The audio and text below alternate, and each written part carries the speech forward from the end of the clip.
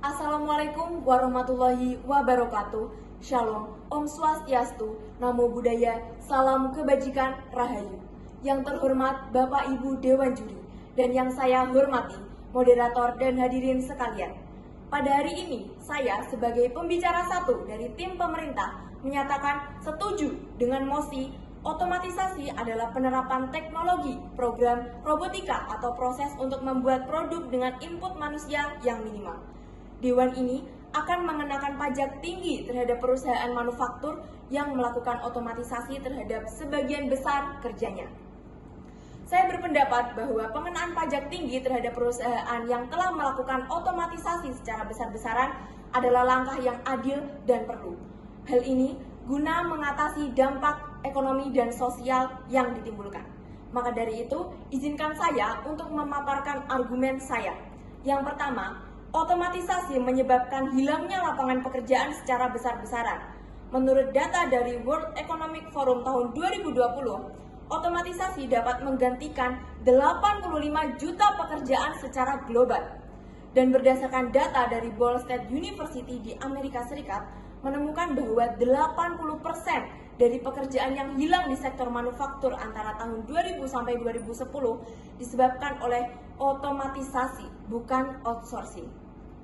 Contoh nyatanya adalah pada pabrik Amazon Robotics yang telah menggantikan ribuan staf logistik dengan robot. Dan di Indonesia sendiri, berdasarkan data dari Kementerian Ketenagakerjaan menunjukkan bahwa pada 2021, sekitar 1,3 juta pekerja sektor padat karya beresiko tergantikan oleh otomatisasi dalam 5 tahun ke depan. Yang kedua, kesenjangan ekonomi dan ketimpangan semakin melebar.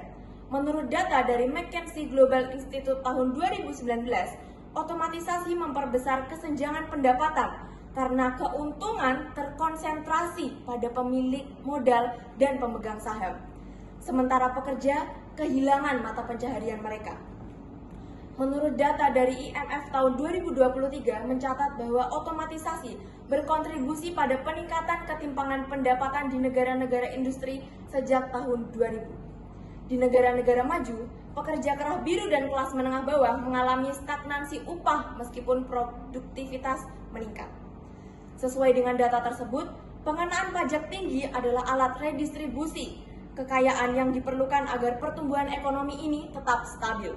Dan pajak ini dapat disubsidikan untuk pelatihan digital, program jaminan sosial, dan tunjangan pekerjaan.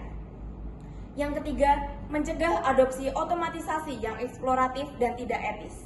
Beberapa perusahaan melakukan otomatisasi hanya untuk mengejar profit tanpa mempertimbangkan tanggung jawab sosial.